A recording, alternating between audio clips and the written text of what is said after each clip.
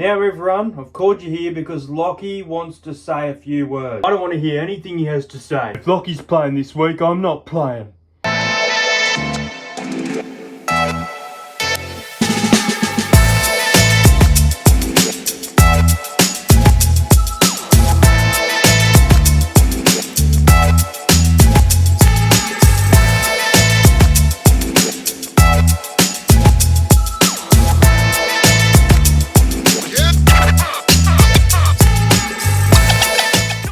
Hello, welcome back to the channel. Welcome to a video that I didn't expect to make, and I try not to get involved with too much NRL drama, but this is something that I actually wanted to touch on because I think we've seen some great moments throughout the game highlighting how bullying and mental health is so important to rugby league and looking after that. And what we have seen over the last 48 hours towards young Lachlan Galvin is absolutely ridiculous. Now, I can understand both sides of this situation. I can see that there is more that the media has probably not said about maybe the things that Lachlan Galvin has said about Benji Marshall and potentially the leadership of the West Tigers. Now, Lachlan Galvin, if you've been living under a rock, Lachlan Galvin has announced that he will be testing the open market and he will no longer be with the West Tigers from 2027 originally,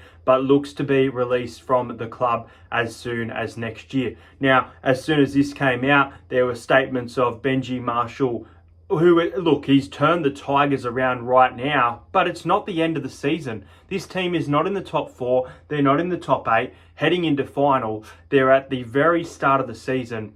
And who knows what's going to happen with this team. And this could derail the West Tigers season. We'll see how it goes. But the issue for me is that I think there's definitely more to this story about what's being said. But the issue for me is that you have a young man who's just wanting to play footy. He's wanting to make decisions for his future. And now, yes, players do absolutely chase contracts for money. That's part of football. That's what's done in this day and age, especially. It's done. But the unwarranted hate from Tigers fans, from Tigers players, is absolutely ridiculous. You've got Reece Robson, who's at the Cowboys right now, going to the Roosters next year. You've got Dylan Brown from Parramatta. Arguably, yeah, his form dropped off, but we still open him each week and get there and cheer him on, that sort of thing. But you have all these players who announced that they will be leaving in the near future. And yeah, there's the occasional boo, the Cherry Evans for Manly, for example, the occasional boo. But what this club has done and the way that they have handled this situation is extremely poor. Now, all respect to Lachlan Galvin for coming out and actually highlighting his reasons and actually trying to address the playing group. He apparently tried to tell Benji, you know what, I'd like to sit down with these boys. I want to just talk about them to them this week about why I'm doing this and what I see in my future.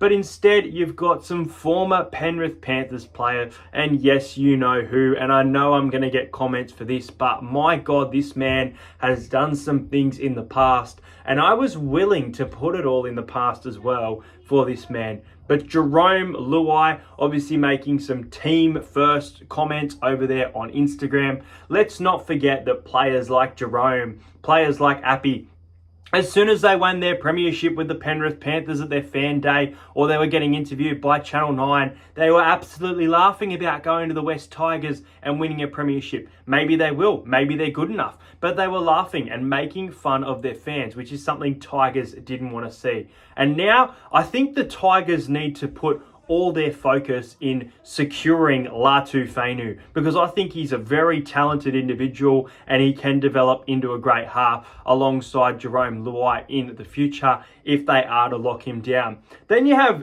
Taruva, who's come out and put out, Instagram photos with "Here Comes the Money," all this sort of bullshit song with Lachlan Galvin's locker and his bag. You're going up to his property, you're posting awful things about him. Why the hell would he want to be in the team? Now, Benji Marshall has dropped him from this game. And I think that's the right decision, because Lachlan Galvin right now, I don't know how the NRL is not investigating this for bullying. I understand that these are grown men, and grown men are open to criticism and playing football. But to go on social media and handle this the way it is, maybe go face to face up to Galvin, tell him what you think. He obviously tried to meet with the Tigers, and there's probably a lot of Tigers that, wanted to listen to what he had to say. But this senior playing group of the West Tigers denied it. And like I said, I think there's more to this story. I think there's definitely been some comments worse than what has come out about Benji Marshall. And I don't know if those comments come directly from Galvin or from Galvin's manager.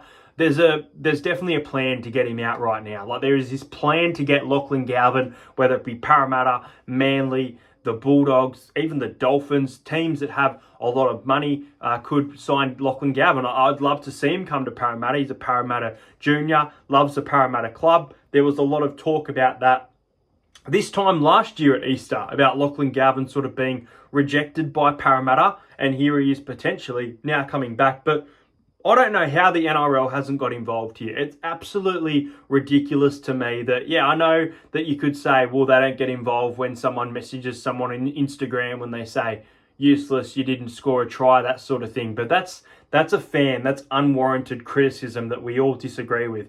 This is senior players making fun of someone for leaving the club who hasn't left the club just yet. Like, Lachlan Galvin is most likely probably going to be in some Tigers game for the rest of the season. And this is crazy, because their form right now is very, very good. And we're going to see a very different side on Monday. But that's my 2 cents on the situation. I think the comments from Lachlan Galvin, it's brave for him to come out and say that and actually try and meet with the playing group. But the bullying man from these Penrith Panthers, former Penrith Panthers player, currently West Tigers player, the culture is not there right now for the Tigers. I think there's some really good things to like about the Tigers. I think their forward pack looks great. I think they're doing some good things and in a good spot on the ladder.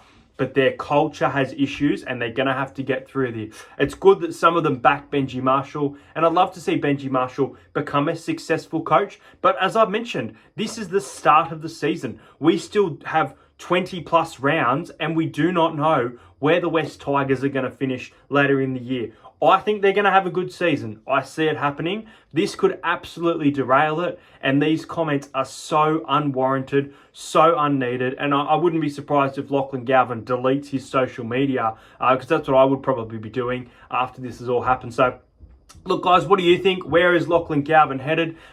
Sound out in the comments if you disagree with me and think that Jerome Luai, Sania Taruva's actions here are, brave and the right decision. I'm all open to talking about that. But I just think it's bullying, man. I think it's absolutely bullying. And the fact that it's now happened more than once as well. You've had 2 players do it. That's basically the meaning behind bullying, which you're taught to. So, as I said, Lachlan Galvin needs to just tell the boys, stop it, I don't like it. But do you think we'll see Lachlan Galvin in a Tigers jersey once again in 2025? Make sure you subscribe to the channel if you're new around here. Let me know your thoughts, and I'll see you guys later.